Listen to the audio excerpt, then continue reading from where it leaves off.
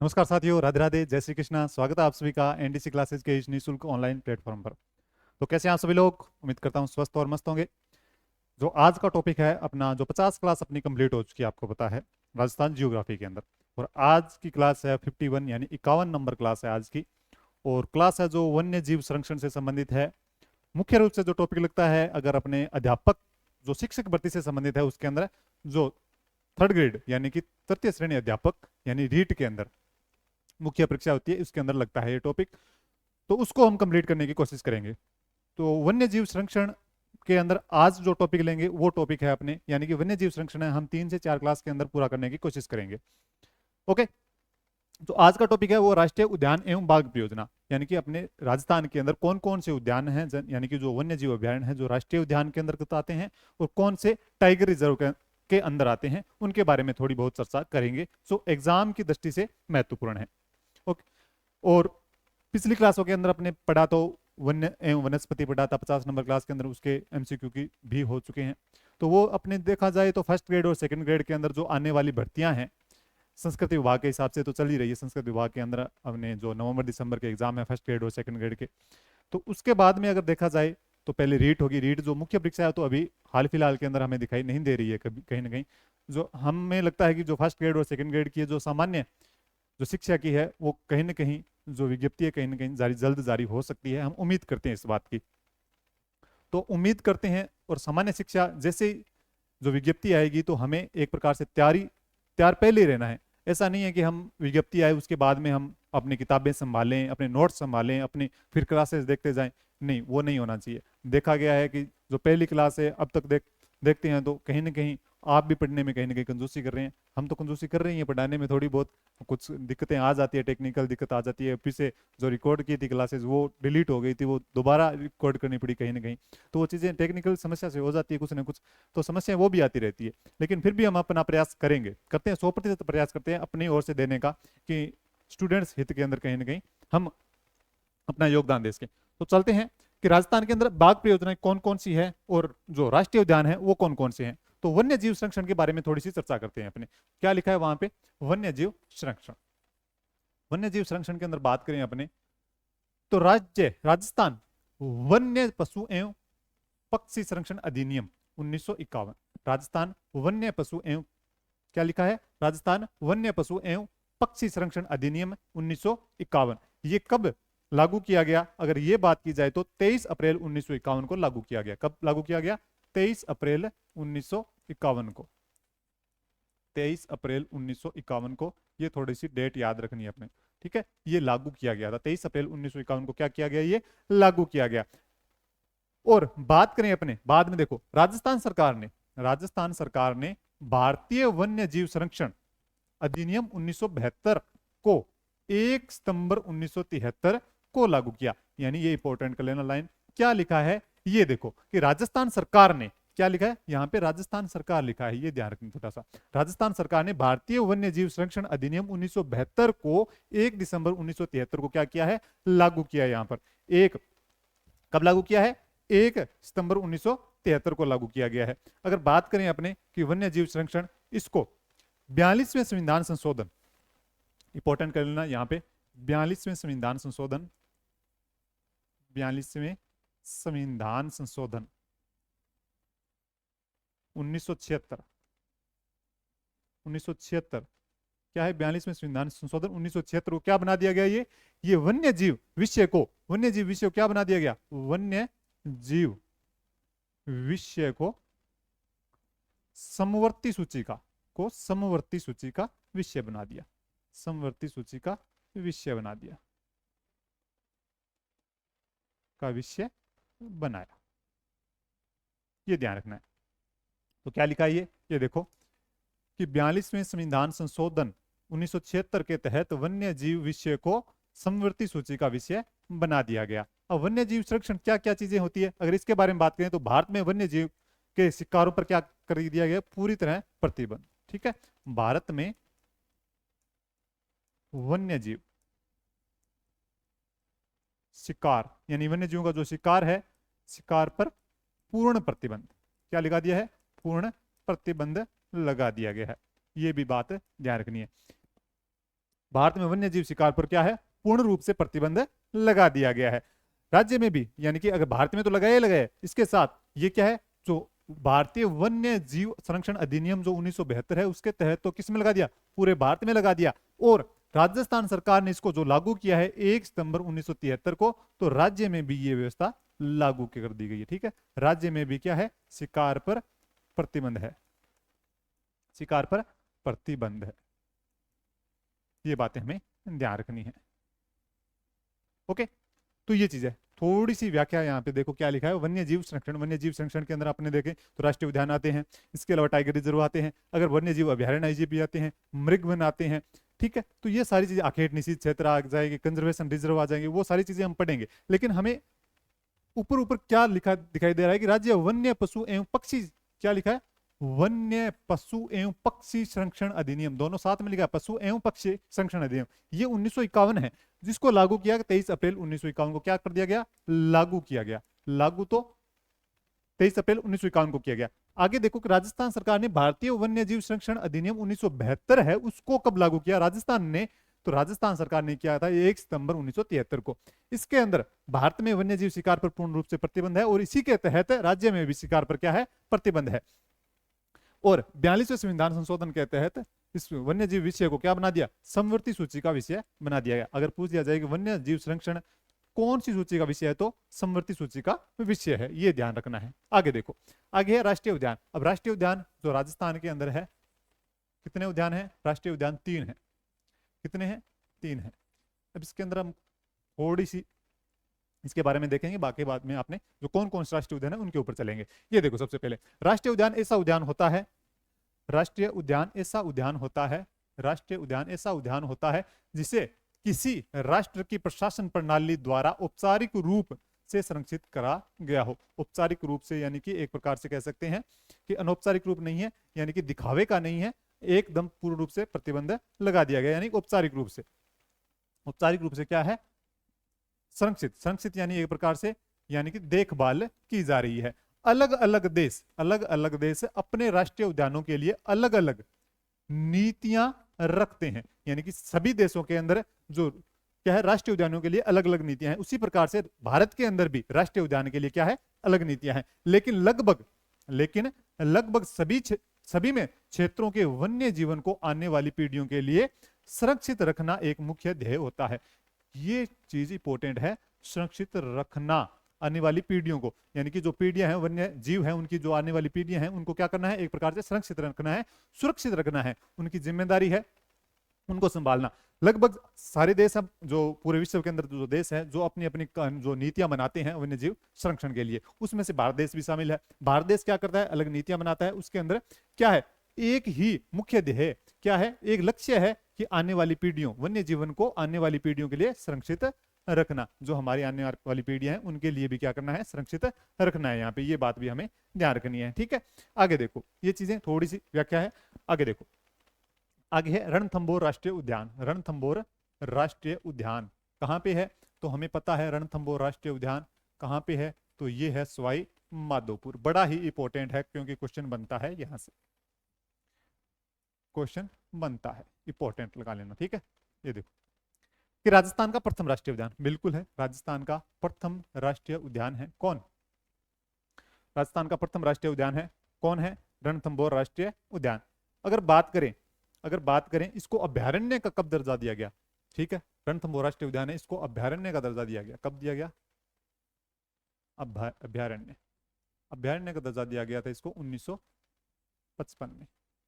कब दिया गया, 1955 में, तो इसको अभ्यारण्य का दर्जा दिया गया।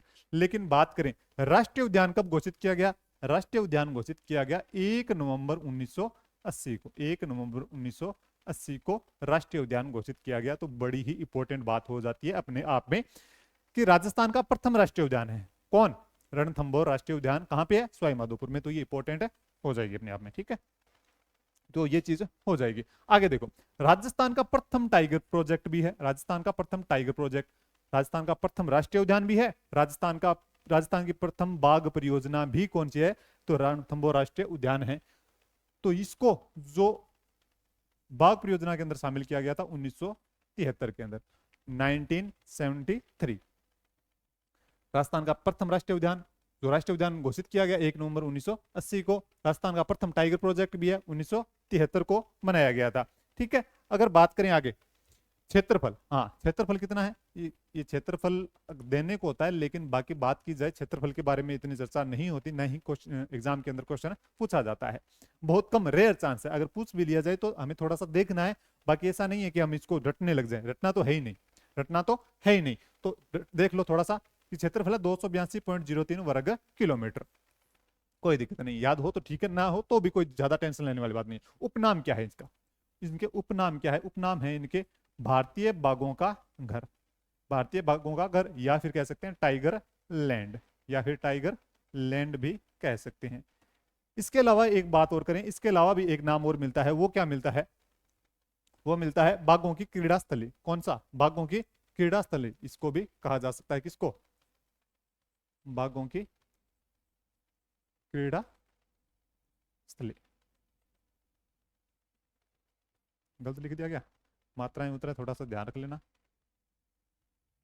बाघों की क्रीड़ा स्थली, तो बाघों की क्रीड़ा स्थली भी किसको कहते हैं, तो रणथंभौर राष्ट्रीय उद्यान को कहा जाता है। क्षेत्रफल कितना है वो ध्यान रखना है थोड़ा सा, अगर नहीं ध्यान हो तो कोई दिक्कत नहीं है। टाइगर प्रोजेक्ट, टाइगर प्रोजेक्ट में इसमें सवाई माधोपुर, करौली, बूंदी व टोंक जिले शामिल है, ये ध्यान रखना है। टाइगर प्रोजेक्ट के अंदर कौन कौन से जिले शामिल है, तो सवाई माधोपुर, करौली, बूंदी, टोंक जिले शामिल है, बाकी हम टाइगर प्रोजेक्ट के अंदर इस चीज को पढ़ेंगे। लेकिन राष्ट्रीय उद्यान के अंदर 282.03 वर्ग किलोमीटर क्षेत्र आता है।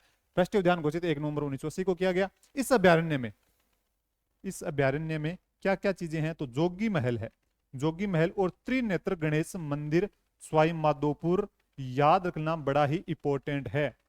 त्रिनेत्र गणेश मंदिर कहां पे है, तो रणथंभौर राष्ट्रीय उद्यान के अंदर शामिल है। कहां पे है, रणथंभौर राष्ट्रीय उद्यान के अंदर। इसके अंदर झुम्मर बावड़ी महल, झुम्मर बावड़ी होटल, सॉरी झुम्मर बावड़ी होटल, पदम तलाई झील आदि स्थित है। इसके अंदर क्या क्या शामिल है, यानी कौन कौन सी जो प्रसिद्ध पर्यटन स्थल है वो शामिल कौन कौन से है, तो जोगी महल, त्रिनेत्र गणेश मंदिर, झुमर बावड़ी होटल, पदम तलाई झील आदि शामिल है। ये वैसे तो कला संस्कृति से संबंधित टॉपिक है, वो जहां पर होंगे तब आराम से आपको करवा दी जाएंगे, लेकिन हमें ध्यान रखना है कि रणथंभौर राष्ट्रीय उद्यान के अंदर कौन कौन सी चीजें आती है, ये चीजें हो जाएगी। ठीक है, अगर बात करें झुमर बावड़ी होटल है जो आरटीडीसी का होटल है, आरटीडीसी का होटल है, झुमर बावड़ी होटल है जो किसका है, आरटीडीसी का होटल है। अगर बात करें इसके अलावा मलिक तालाब भी मिलता है, पदम तलाई झील है तो इसके अलावा मलिक तालाब भी यहीं पर मिलेगा आपको, मलिक तालाब। ठीक है, अगर बात करें जयपुर, जो जयपुर के राजा थे, जयपुर के राजाओं का शिकार गृह, ये क्या है, जयपुर के राजाओं का शिकार गृह, यानी कि उस समय पहले क्या था, नहीं था, तो पहले किसी प्रकार का प्रतिबंध नहीं था, इस कारण से जयपुर के राजा क्या करते थे, यहाँ शिकार खेलने आते थे, तो ये शिकार गाह था। ठीक है, शिकार गाह किसका, जयपुर के राजाओं का। तो जयपुर के राजाओं का शिकार गाह कौन सा है, तो रणथंभौर राष्ट्रीय उद्यान हो जाएगा। ठीक है, ये हो जाएगी चीज। इसके अलावा बात करें तो यहाँ पे क्या क्या चीजें मिलती है, दुर्लभ काला गरुड़, दुर्लभ काला गरुड़ व रेटेड तितर यहाँ पे पाए जाते हैं, तो ये भी ध्यान रखना क्या क्या पाए जाते हैं, तो दुर्लभ काला गरुड़ भी पाया जाता है और रेटेड तितर भी पाए जाते हैं। क्या क्या पाए जाते हैं, ये भी ध्यान रखने वाली चीजें हैं। ठीक है, इसके अलावा अगर बात करें हमने कि और क्या क्या चीजें पाई जा सकती है यहाँ पे, सीताफल व धोकन भी यहाँ पे पाए जाते हैं। क्या क्या पाए जाते हैं, सीताफल व धोकन वन भी यहाँ पाए जाते हैं। अगर बात करें लाल सिर वाले तोते भी यहाँ पे पाए जाते हैं। क्या पाए जाते हैं, लाल सिर वाले तोते भी, लाल सिर वाले तोते, तोते भी यहाँ पाए जाते हैं। लाल सिर वाले तोते पाए जाते हैं, धोंकवन पाए जाते हैं, इसके अलावा सीताफल पाए जाते हैं, सीताफल व धोंकवन दोनों शामिल हो जाएंगे। इसके अलावा एक बात और है, मछली बागिन, आपको पता होना चाहिए क्या चीज है, मछली बागिन।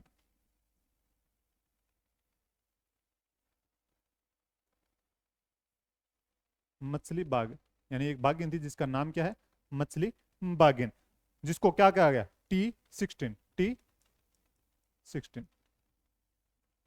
ठीक है, तो इसके बारे में थोड़ा सा आपको ध्यान रखना है कि जिसको क्या कहा गया, रणथंभौर कवीन कहा गया। क्या कहा गया, रणथंभौर कवीन कहा जाता है। इसके अलावा और क्या कहा जाता है, lady of the lake. Ranthambore queen कहा जाता है, लेडी ऑफ द लेक भी कहा जाता है। क्या क्या कहा जाता है, क्या कहा जाता है अगर बात करें तो रणथंभौर क्वीन कहा जाता है, रणथंभौर क्वीन, रणथंभौर क्वीन कहा जाता है। अगर इसके अलावा और बात की जाए तो लेडी ऑफ द लेक भी कहा जाता है, लेडी ऑफ द लेक भी कहा जाता है, लेडी ऑफ द लेक भी इसको कहा जाता है। अगर बात करें, इसकी बेटी है कौन, मछली बागिन T16 की बेटी है जिसका नाम है कृष्णा। क्या नाम है, कृष्णा, कृष्णा। इसको कहा गया है T19। क्या कहा गया है, T19। ये T16 है, ये T19 है। इसकी जो मछली बागिन है इसकी मृत्यु कब हुई थी, अगर बात पूछ लिया जाए मृत्यु के बारे में पूछा जा सकता है तो 18 अगस्त 2016, 18 अगस्त 2016 यानी कि इन्होंने अपने जो मछली बागिन है अपने प्राण त्याग दिए थे। ये ध्यान रखना है। ये रणथंभौर राष्ट्रीय उद्यान के बारे में थोड़ी सी विशेष चर्चा है अपने। रणथंभौर राष्ट्रीय, दोबारा देखो, रणथंभौर राष्ट्रीय उद्यान है कहाँ पे, सवाई माधोपुर में है। पढ़ा है, कोई दिक्कत नहीं है, याद करना है। रणथंभौर राष्ट्रीय उद्यान सबको पता है, कोई दिक्कत नहीं है। राजस्थान का प्रथम राष्ट्रीय उद्यान है और राजस्थान का प्रथम टाइगर प्रोजेक्ट भी है। टाइगर प्रोजेक्ट में कब शामिल किया गया, 1973 के अंदर। अभ्यारण्य के रूप में कब स्थापित किया, 1955 के अंदर, अभ्यारण्य के रूप में। लेकिन राष्ट्रीय उद्यान कब घोषित किया गया, 1 नवंबर 1980 को। क्षेत्रफल कितना है, 282.03 वर्ग किलोमीटर। याद हो तो ठीक है, न हो तो कोई दिक्कत नहीं है। आगे देखो, उपनाम क्या है, भारतीय बाघों का घर है, टाइगरलैंड है। इसके अलावा क्या कहा जा सकता है, तो बाघों की क्रीड़ा स्थली भी इसको कहते हैं। अगर बात करें टाइगर प्रोजेक्ट में, इसमें सवाई माधोपुर, करौली, बूंदी व टोंक जिले शामिल है। ठीक है। इसके अलावा यहाँ पे जो पहले जब पूर्ण रूप से प्रतिबंध नहीं था, यानी कि जो जयपुर के राजा थे उस समय क्या करते थे, शिकार करते। तो शिकार गया भी जयपुर के राजाओं का यही रहा है। इस अभ्यारण्य में जोगी महल, त्रिनेत्र गणेश मंदिर, इंपॉर्टेंट है, सारे के सारे कर लेना। जोगी महल, त्रिनेत्र गणेश मंदिर, झुम्मर बावड़ी होटल जो आरटीडीसी का होटल है, पद्म तलाई झील आदि स्थित है। इसके अलावा दुर्लभ काला गरुड़ व रेटेड तितर यहाँ पाए जाते हैं। लाल सिर वाले तोते पाए जाते हैं। सीताफल व धोंकवन पाए जाते हैं। इसके अलावा बात करें तो आई गया तो मछली बागिन जो T16 जिसको कहते हैं वो पाई जाती है, जिसकी मृत्यु कब हुई थी, 18 अगस्त 2016 को। जिसकी बेटी का नाम है कृष्णा। T19 रणथंभौर क्वीन किसको, मछली बागिन को कहा जाता था, लेडी ऑफ द लेक कहा जाता था। ये ध्यान रखना है। आगे देखो, ये हो गया अपना रणथंभौर राष्ट्रीय उद्यान पूरा। आगे है केवलादेव, आगे है केवलादेव, केवलादेव राष्ट्रीय उद्यान। केवलादेव राष्ट्रीय उद्यान कहां पे है, सबको पता है कहां पे है, तो भरतपुर के अंदर है। कहां पे है, भरतपुर। ये है राजस्थान का दूसरा राष्ट्रीय उद्यान। क्या है, राजस्थान का दूसरा राष्ट्रीय उद्यान कौन सा है, तो केवलादेव राष्ट्रीय उद्यान है। ध्यान रखने वाली चीज है, थोड़ी सी इंपॉर्टेंट चीज कर लेना। जो भी राष्ट्रीय उद्यान है वो सारे के सारे इंपॉर्टेंट है। इस केवलादेव राष्ट्रीय उद्यान को क्या कहा जा सकता है, तो घना पक्षी विहार कहा जा सकता है, घना पक्षी विहार। ये भी आ जाए तो घबराने की जरूरत बिल्कुल नहीं है। तो इसी केवलादेव घना पक्षी विहार भी लिखा आ सकता है, केवलादेव राष्ट्रीय उद्यान भी लिखा आ सकता है, घना पक्षी विहार भी लिखा आ सकता है। इसके अलावा बात करें तो पक्षी अभ्यारण्य भी इसको कहते हैं। क्या कहते हैं, पक्षी अभ्यारण्य भी इसको कहते हैं, पक्षी अभ्यारण्य। ठीक है, ये भी ध्यान रखना है हमें। तो पक्षी अभ्यारण्य किसको कहते हैं, केवलादेव राष्ट्रीय उद्यान।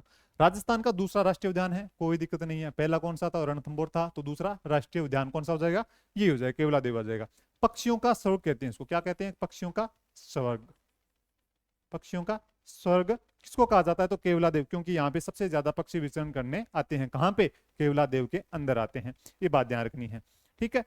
पक्षियों की सबसे बड़ी प्रजनन स्थली भी यही है। पक्षियों की सबसे बड़ी प्रजनन स्थली भी कौन सी है, तो यही है, प्रजनन स्थली कह सकते हैं, या फिर पक्षियों की शरण स्थली भी यही है, पक्षियों की शरण स्थली।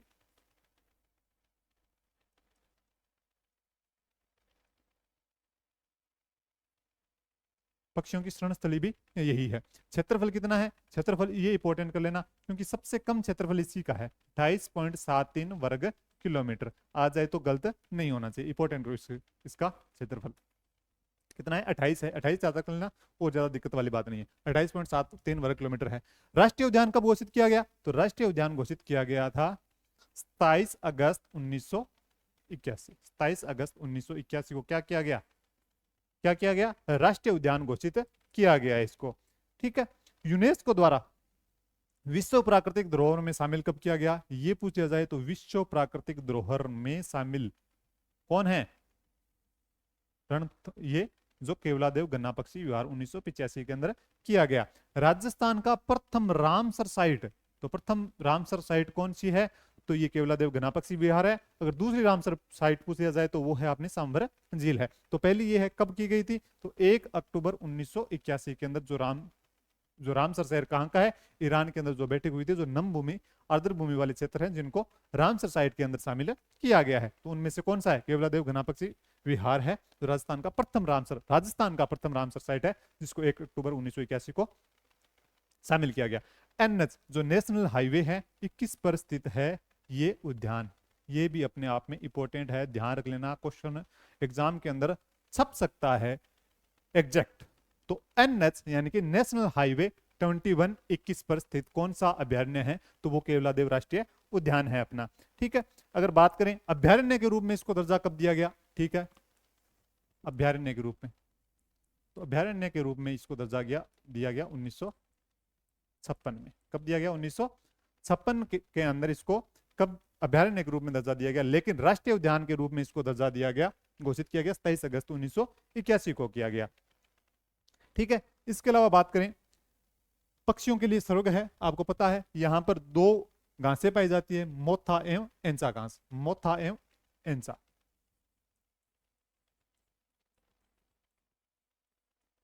एंसा घास, इनमें से एक घास ऐसी है जो खतरनाक है, वो कौन सी, एंसा घास, जो जिससे पक्षी क्या उलझ कर मर जाते हैं। और मोथा घास ऐसी है जो मैंने करवाया पीछे, तो मोथा घास ऐसी है जो जिसको पक्षी बड़े चाव से खाते हैं। 2 प्रकार की घासें हैं पाई जाती है केवलादेव घना पक्षी विहार के अंदर, जो एक तो खतरनाक है पक्षियों के लिए, और एक उसको बड़े चाव से खाते हैं, उनको स्वादिष्ट लगती है। ठीक है, तो ये हो जाएगी। अगर बात करें यहाँ पर कौन कौन सी नदियां बहती है, नदियों की बात की जाए तो वो कौन कौन सी हो सकती है, वो देखें तो बाणगंगा व गंभीर नदी।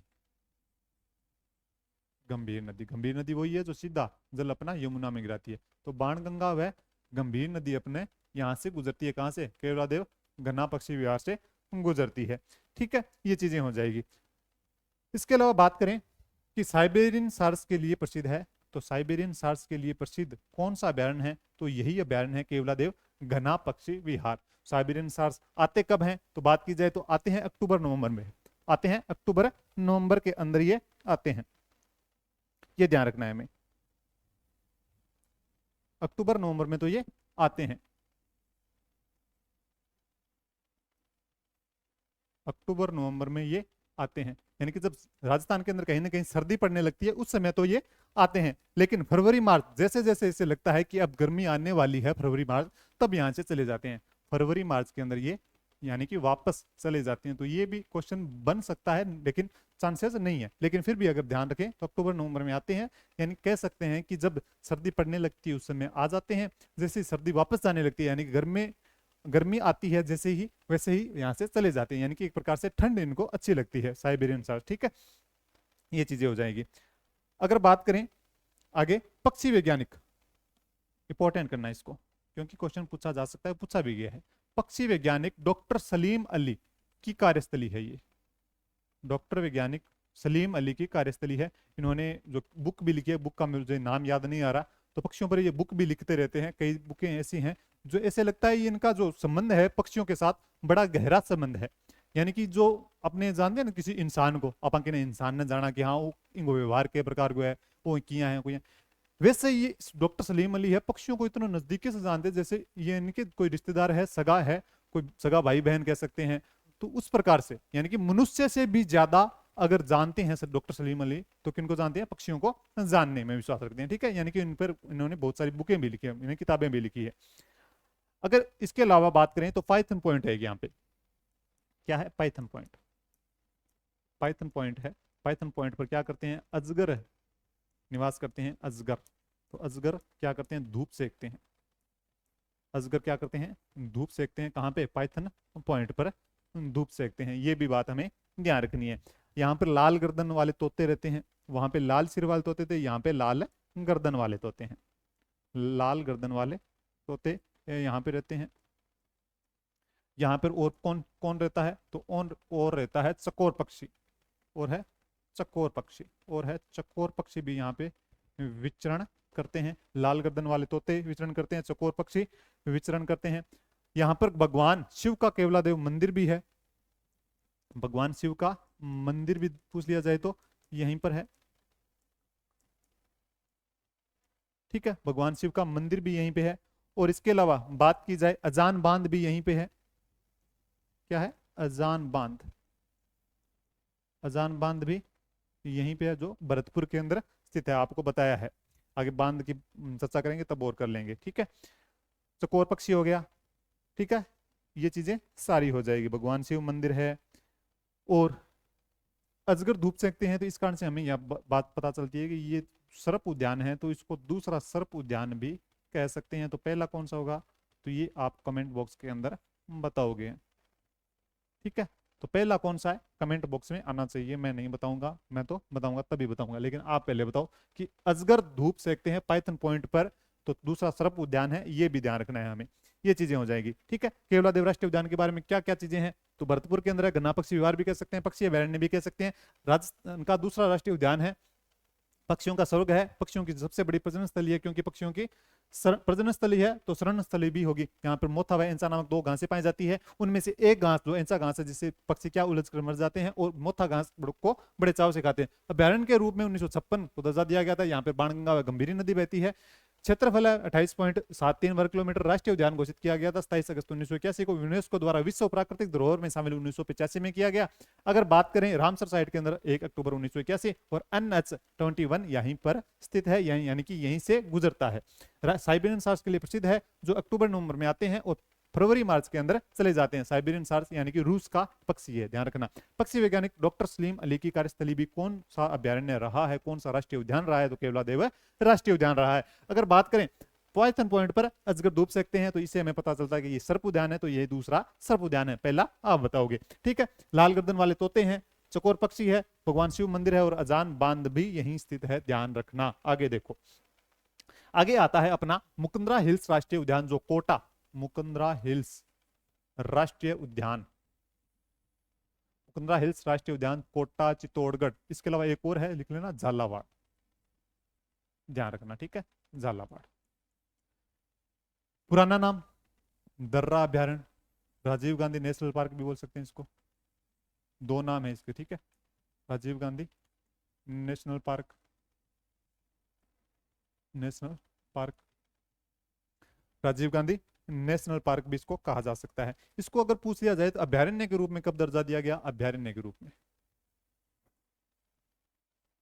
1955 में, यानी कि जो कौन सा था पहला, रणथंभौर राष्ट्रीय उद्यान और मुकुंदरा हिल्स राष्ट्रीय उद्यान, दोनों को अभ्यारण्य के रूप में 1955 में दर्जा मिला है, केवलादेव को मिला है 1956 में, ये बात भी ध्यान रखनी है आपने, ठीक है। राजीव गांधी नेशनल पार्क भी इसको कह सकते हैं अपने। राजस्थान का तीसरा राष्ट्रीय उद्यान है, ठीक है, इंपोर्टेंट कर लेना, राजस्थान का तीसरा राष्ट्रीय उद्यान है।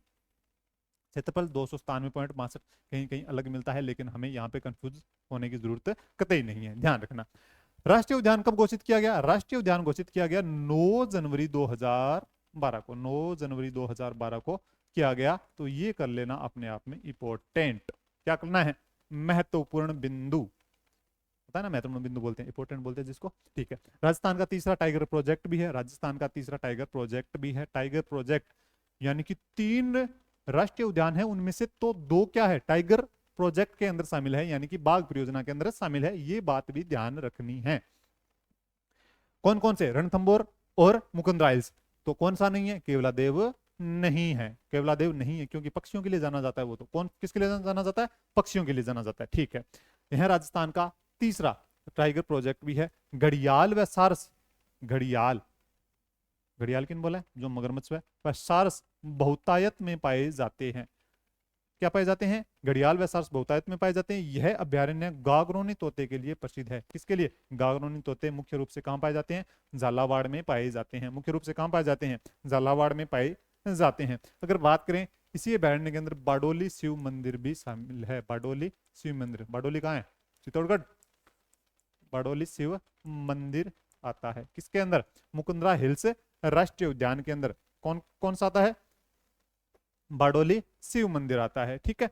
अगर बात करें आहू और काली सिंध नदियां यहां बहती है, आहू व काली सिंध नामक नदियां भी बहती है, काली सिंध नदियां, ये भी हमें ध्यान रखना है, इंपॉर्टेंट चीज है वो, थोड़ी सी ध्यान रखनी है।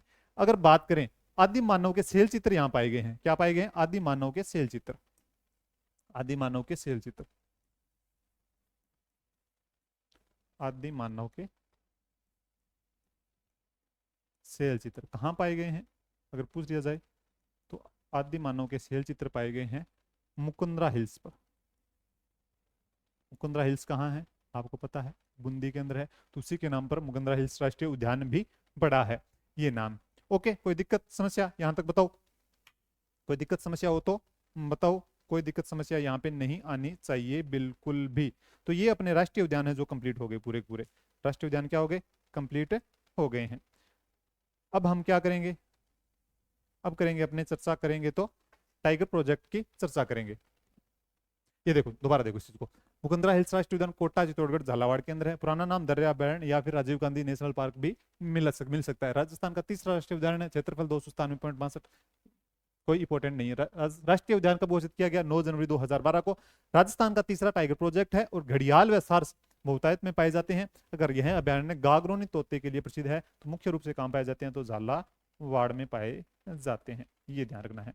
आगे देखो, आगे है अभयारण्य के रूप में 1955 में दर्जा, बड़ौली शिव मंदिर यहाँ पे है। अगर आहू व काली सिंध नदियां हैं, इसके अलावा आदि मानव के सेल चित्र जो मुकुंदरा हिल्स पर पाए जाते हैं, ये भी इंपॉर्टेंट है। आगे देखो, आगे है अपने टाइगर रिजर्व। टाइगर रिजर्व अगर वर्तमान संख्या पूछ ली जाए तो 5 है। कौन कौन से हैं?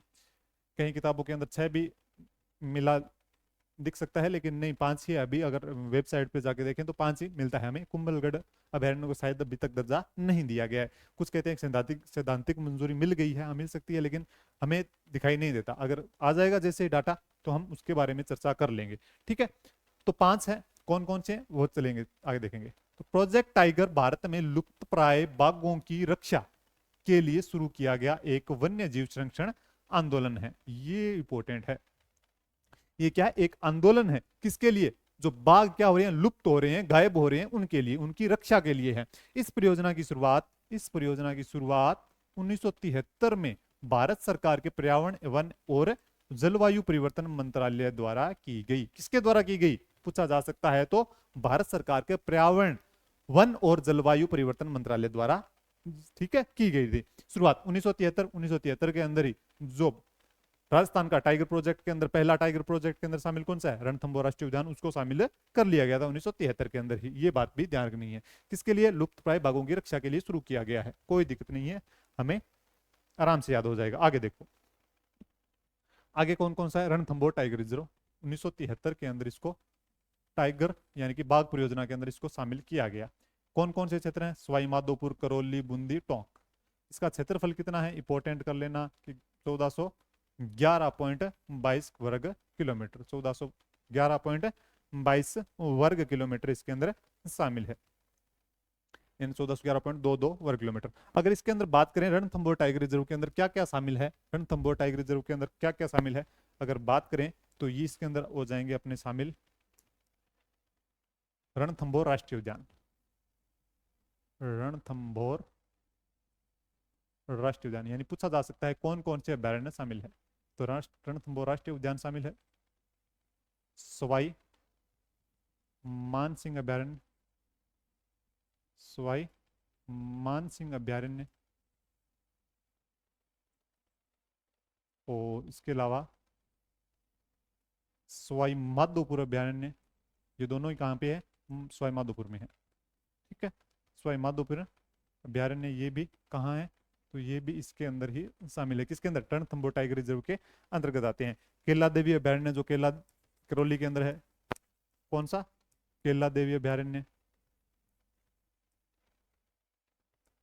अभयारण्य भी इसके अंदर शामिल है। और एक और है तो कौन सा है? राष्ट्रीय चंबल घड़ियाल अभयारण्य, जो चंबल नदी के आसपास वाला क्षेत्र, राष्ट्रीय चंबल घड़ियाल अभयारण्य। तो ये किसके अंदर शामिल है? ये जो टाइगर प्रोजेक्ट है उसके अंदर शामिल है। जो रणथंभौर टाइगर प्रोजेक्ट है उसके अंदर शामिल है। ये भी ध्यान रखना है हमें, ठीक है।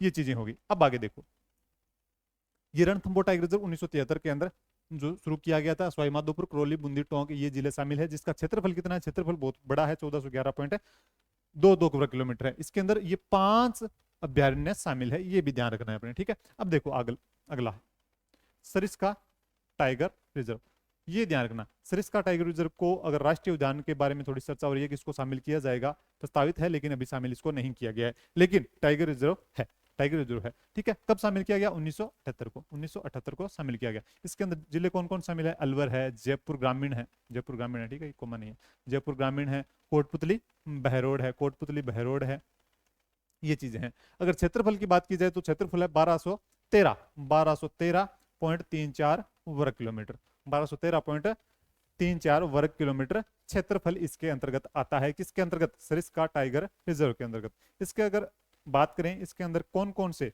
अभ्यारण्य हैं, तो एक तो है सरिस्का अभ्यारण्य। कौन कौन से आते हैं, तो एक आता है सरिस्का, सरिस्का,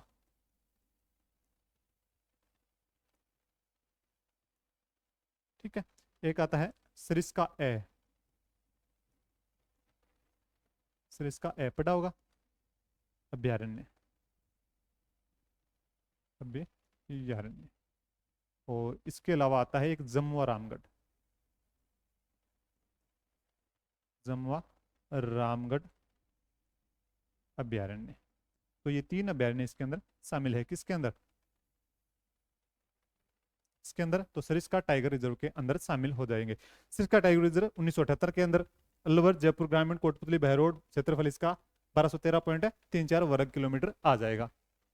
ये 5 हो जाएंगे रणथंभौर टाइगर रिजर्व के अंदर। और सरिस्का टाइगर रिजर्व के अंदर ये 3 अभ्यारण्य शामिल है, पूछा जा सकता है, लेकिन हमें ये ध्यान रखना है ये इसको टाइगर रिजर्व का दर्जा कब दिया गया, ये ध्यान रखना है, ठीक है।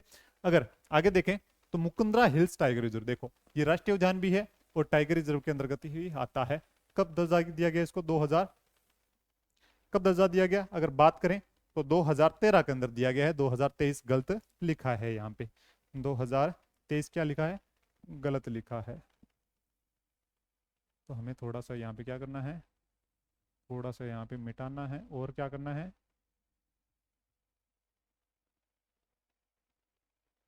तेरह करना है, ठीक है। ये हो जाएगा अपना 2013, तो 2013 करना है। तो मुकंदरा हिल्स टाइगर रिजर्व इसको टाइगर प्रोजेक्ट के अंदर कब शामिल किया गया, तो 2013 के अंदर शामिल किया गया था। अगर एग्जैक्ट डेट की बात की जाए तो 9 अप्रैल 2013, 9 अप्रैल 2013 को, 9 अप्रैल 2013 को। कौन कौन सा क्षेत्र है, कोटा, बूंदी, झालावाड़, चित्तौड़गढ़, ये क्षेत्र आ जाएगा, ठीक है। ये इंपॉर्टेंट कर लेना, अपने आप में बहुत इंपॉर्टेंट है ये मुकुंदरा हिल्स टाइगर रिजर्व, जो किसके अंदर, राष्ट्रीय उद्यान के अंदर भी आता है और टाइगर प्रोजेक्ट दोनों के अंदर आता है, इस कारण से अपने आप में इंपॉर्टेंट हो जाएगा। क्षेत्रफल है 759 यानी कि 759.99 वर्ग किलोमीटर आ जाएगा, ठीक है। अगर इसकी बात करें कि कौन कौन से अभ्यारण्य इसके अंदर है, तो इसके अंदर है मुकुंदरा हिल्स नेशनल पार्क या मुकुंदरा हिल्स राष्ट्रीय पार्क, ठीक है। मुकुंदरा हिल्स, मुकुंदरा हिल्स राष्ट्रीय उद्यान, राष्ट्रीय उद्यान। इसके अलावा और कौन सा आएगा, इसके अलावा आ जाएगा दर्रा अभ्यारण्य, जो जिसको दर्रा अभ्यारण्य, दर्रा अभ्यारण्य भी किसमें आ जाएगा, इसी मुकुंदरा हिल्स टाइगर प्रोजेक्ट के अंदर आ जाएगा। जवाहर सागर अभ्यारण्य भी आ जाएगा इसके अंदर, जवाहर सागर अभ्यारण्य भी आ जाएगा। और राष्ट्रीय चंबल, राष्ट्रीय चंबल घड़ियाल अभ्यारण्य भी आ जाएगा। तो ये 4 अभ्यारण्य इसके अंदर शामिल हैं। कौन से, ये 4 अभ्यारण्य कौन कौन से, मुकुंदरा हिल्स नेशनल पार्क है, दर्रा अभ्यारण्य है और जवाहर सागर है, और राष्ट्रीय चंबल घड़ियाल अभ्यारण्य भी इसके अंदर आ जाएगा। किसके अंदर, मुकुंदरा हिल्स टाइगर प्रोजेक्ट के अंदर आ जाएगा। ध्यान रखनी है चीजें, ठीक है। तो ये चीजें हो जाएगी। आगे देखो, बाकी आगे हम जो वन्य जीव अभ्यारण्य है उसके अंदर भी चर्चा करेंगे, कौन कौन से हैं जो अभ्यारण्य हैं, उनके अंदर कौन कौन सी विशेषताएं हैं, उनके बारे में चर्चा कर लेंगे, कोई दिक्कत समस्या नहीं आएगी, टेंशन नहीं लेनी है बिल्कुल भी किसी प्रकार की, ठीक है। Ramgarh Vishdhari tiger reserve 2022, 2022 exact date की बात की जाए तो 16 मई 2022 को टाइगर प्रोजेक्ट के अंदर इसको शामिल किया गया। कब किया गया, 16 मई 2022 को, 16 मई 2022 को इसको टाइगर प्रोजेक्ट के अंदर शामिल किया गया। क्षेत्र पूछ लिया जाए तो बूंदी, भीलवाड़ा और कोटा, बूंदी, भीलवाड़ा और कोटा आ जाएगा। क्षेत्रफल है इसका 1501.89 वर्ग किलोमीटर, 1501.89 वर्ग किलोमीटर आ जाएगा, यानी कि सबसे बड़ा अभ्यारण्य है। इसके अंदर कौन कौन से है? रामगढ़ विषधारी अभ्यारण्य एक तो रामगढ़ विषधारी है और राष्ट्रीय चंबल है, रामगढ़ विषधारी, और एक है राष्ट्रीय चंबल घड़ियाल। घड़ियाल अभ्यारण्य के भी इसके अंदर ही शामिल है, राष्ट्रीय जो रामगढ़ विषधारी टाइगर प्रोजेक्ट के अंदर। ये चीजें हो जाएगी। कोई दिक्कत समस्या यहाँ बताओ। अब आता है अपना पांचवा, बड़ा ही इंपॉर्टेंट है। क्यों है? क्यों? नया नया ताजा ताजा जो बना है तो इंपॉर्टेंट अपने आप में हो जाएगा। कब बना? 22 अगस्त 2023, 22 अगस्त 2023, 22 अगस्त 2023 को राष्ट्रीय जो टाइगर प्रोजेक्ट है उसके अंदर शामिल किया गया है, धौलपुर करौली टाइगर रिजर्व को 22 अगस्त 2023 को शामिल किया गया है। ये राजस्थान का तो 5वां टाइगर प्रोजेक्ट है, लेकिन देश का कौन सा है? 54वां, देश का 54वां टाइगर प्रोजेक्ट,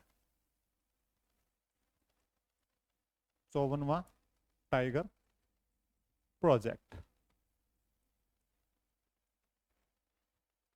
देश का 54वां टाइगर प्रोजेक्ट है। अगर बात करें इसको क्षेत्र कौन कौन से? धौलपुर और करौली, यानी कि धौलपुर करौली है तो धौलपुर करौली क्षेत्र आ जाएगा। क्षेत्रफल बात की जाए तो 599.64 वर्ग किलोमीटर आ जाएगा। वैसे देखा जाए तो इन सब में क्या है? सबसे छोटा भी यही है, सबसे छोटा भी यही है। अब इसको मंजूरी कौन देता है? तो इसको मंजूरी देता है एनटीसीए। कौन देता है? एनटीसीए देता है, एनटीसीए देता है। इसका पूरा नाम अगर हिंदी में पूछ लिया जाए तो है राष्ट्रीय बाघ संरक्षण, राष्ट्रीय बाघ संरक्षण प्राधिकरण, राष्ट्रीय बाघ, राष्ट्रीय बाघ संरक्षण प्राधिकरण। प्राधिकरण ने इसको टाइगर प्रोजेक्ट पर मंजूरी दे दी। कब दी? तो 22 अगस्त 2023 को इसको मंजूरी दे दी, देश का 54वां टाइगर प्रोजेक्ट की। ये चीजें हो जाएगी। कोई दिक्कत समस्या? धौलपुर करौली टाइगर प्रोजेक्ट जो राजस्थान का तो है 5वां और देश का है 54वां टाइगर प्रोजेक्ट। कोई दिक्कत समस्या नहीं आएगी बिल्कुल भी। दोबारा देखो, tiger project, Ranthambore tiger project 1973 के अंदर जो टाइगर प्रोजेक्ट के अंदर शामिल सवाई माधोपुर करौली बूंदी टोंक, क्षेत्रफल 1411.22 वर्ग किलोमीटर। कोई दिक्कत नहीं है।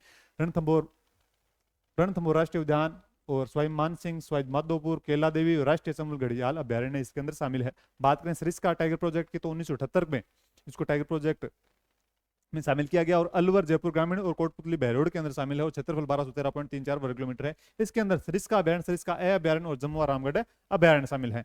कोई दिक्कत समस्या यहाँ पे नहीं है, बिल्कुल भी नहीं है। आगे देखो, मुकुंदरा हिल्स टाइगर प्रोजेक्ट 2013 को इसको शामिल किया गया था, 9 अप्रैल 2013 को शामिल किया गया था। ध्यान रखना, कोटा, बूंदी, झालावाड़, चित्तौड़गढ़ है। इसके अंदर क्षेत्रफल है 759.99 वर्ग किलोमीटर है। बात करें तो इंपॉर्टेंट यहाँ पे आ जाता है कि मुकुंदरा हिल्स राष्ट्रीय उद्यान शामिल है। इसके अंदर दर्रा अभ्यारण्य, ज्वार सागर और राष्ट्रीय चंबल घड़ियाल अभ्यारण्य भी इसके अंदर शामिल है। बात करें रामगढ़ विषधारी टाइगर प्रोजेक्ट की बात की जाए तो बूंदी, भीलवाड़ा, कोटा शामिल है। इसको टाइगर प्रोजेक्ट के अंदर शामिल किया गया 16 मई 2022 को। क्षेत्रफल 1501.89 वर्ग किलोमीटर है। रामगढ़ विषधारी राष्ट्रीय चंबल घड़ियाल अभ्यारण्य इसके अंदर शामिल है। आगे है लास्ट और अंतिम है अपना धौलपुर करौली टाइगर प्रोजेक्ट, जिसके अंदर धौलपुर और करौली जिले आते हैं। क्षेत्रफल है 599.64 वर्ग किलोमीटर और इसको जो टाइगर प्रोजेक्ट के अंदर शामिल कब किया गया? तो 22 अगस्त 2023 को किया गया, जो राजस्थान का 5वां टाइगर प्रोजेक्ट है। बड़ा ही इंपॉर्टेंट टाइगर प्रोजेक्ट है, ध्यान रखना, आने वाले एग्जाम के अंदर छपेगा। और इसको राष्ट्रीय बाघ संरक्षण प्राधिकरण ने इसको 22 अगस्त 2023 को टाइगर प्रोजेक्ट के अंदर शामिल कर लिया है। ये भी ध्यान रखना है। देश का 54वां टाइगर प्रोजेक्ट है, इस बात का हमें विशेष ध्यान रखना है। देश का 54वां और राजस्थान का 5वां टाइगर प्रोजेक्ट। कोई दिक्कत समस्या यहाँ तक बिल्कुल नहीं है। तो ये अपने जो बाघ परियोजना और राष्ट्रीय उद्यान है वो दोनों कंप्लीट हो गई। तो आगे हम करेंगे जो कौन सा करेंगे?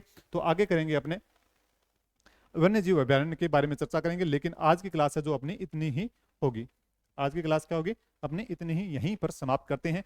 बाकी आप देख सकते हैं कि भारत का भौगोलिक परिचय जो ऋचा मैडम अब आने वाले हैं, स्वागत करना है आपको, धमाकेदार तरीके से करना है, जोरदार तरीके से करना है।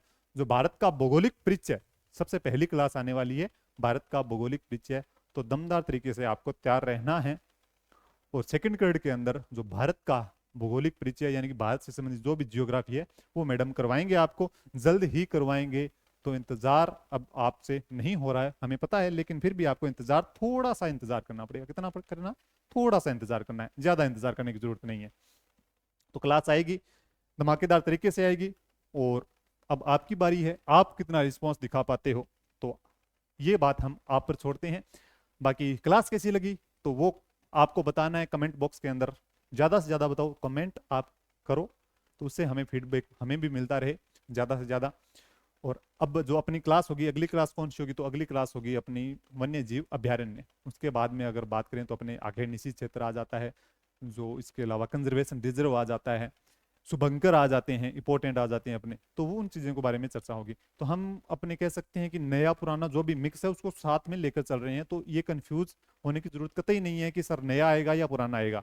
तो दोनों को अगर मिक्स लेके चलेंगे तो ज़्यादा फायदा हमें मिलेगा। इसके अलावा तो कुछ कहने की जरूरत है नहीं, आप बड़े समझदार हो पढ़ाई के मामले में, तो साथ साथ के अंदर पढ़ते रहे हो, ठीक है। और टेस्ट सीरीज अगर मतलब टेस्ट ज्वाइन करना है, अगर आपकी तैयारी को धार देनी है, रफ्तार देनी है, तो हिंदी पॉइंट एप्लीकेशन पे जाके आपको क्या करना है, अपना हिंदी पॉइंट एप्लीकेशन डाउनलोड करनी है। तो वहीं पे आपको सब कुछ मिल जाएगा। ओके, तो जुड़े इसके लिए आपका बहुत बहुत धन्यवाद, आभार। पढ़ते रहिए, मस्त रहिए, व्यस्त रहिए। जय हिंद, जय भारत।